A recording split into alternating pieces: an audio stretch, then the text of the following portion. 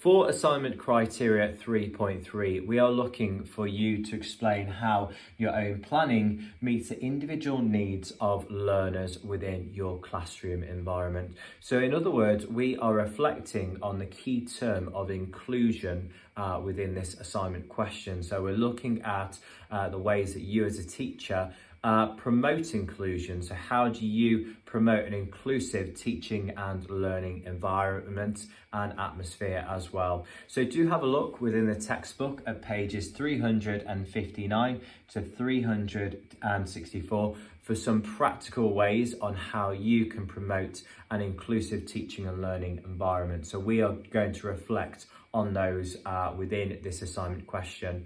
But first of all, we would like for you to define a definition on what inclusion means to you. Okay, so you as a teacher, perhaps write a paragraph here on what is inclusive learning, what is inclusive teaching practice. So inclusion is all about valuing your learners and ensuring that they feel comfortable within the teaching environment, that all of their opinions are going to be valued. Every question that they answer, their opinions are going to be valued by you as a teacher. It's going to be promoting a comfortable teaching and learning atmosphere as well. And of course, if learners do feel more comfortable within a teaching environment, they of course are going to open up. They're going to share perhaps questions if they get stuck on perhaps an assignment question maybe. Okay, they're going to ask you questions, and it's going to be a much more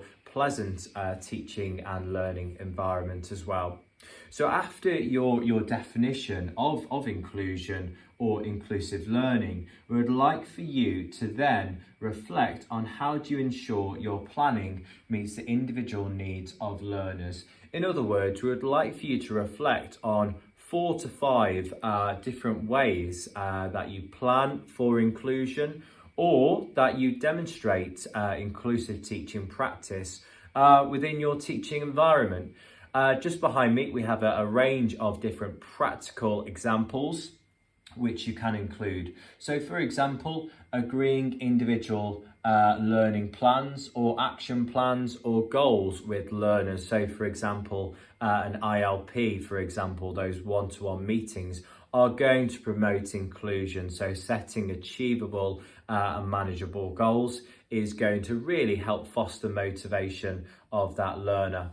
Furthermore, using appropriate and accessible equipment and resources. So all learners are going to have the same equipment within your organisation.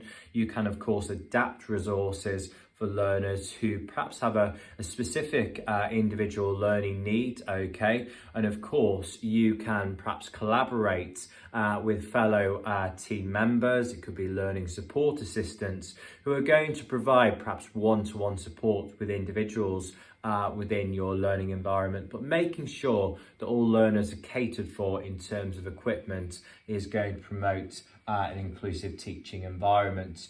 Other key areas: ensuring the equipment is accessible to all, okay, and also the classroom layout as well. So think about the classroom itself, okay. Can all learners perhaps see the board, okay? Can all learners see you, the teacher, okay? And also think about your voice projection.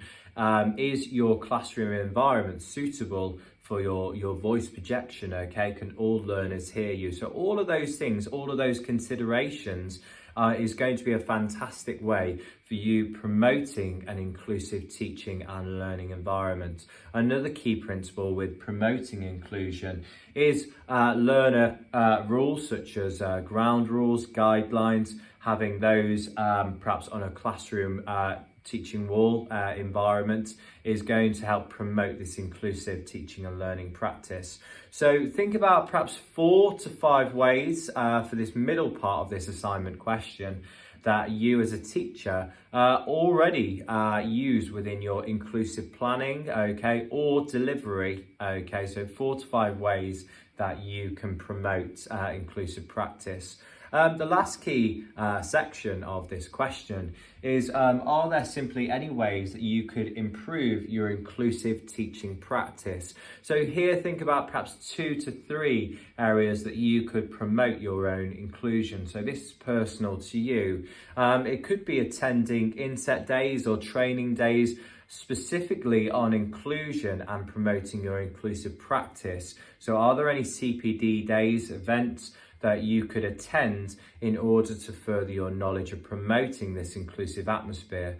Furthermore, another idea could be observe fellow colleagues, okay? Perhaps to see how they teach, how they formulate inclusive activities such as group work, paired work, debates, discussions, all of those key approaches that really do foster that inclusive teaching environment. So once again, try to aim for a minimum of 2 ways in which you as a teacher can improve your inclusive teaching practice. In terms of a suggested word count is 500 words, but you can of course write as much as you like for this assignment question.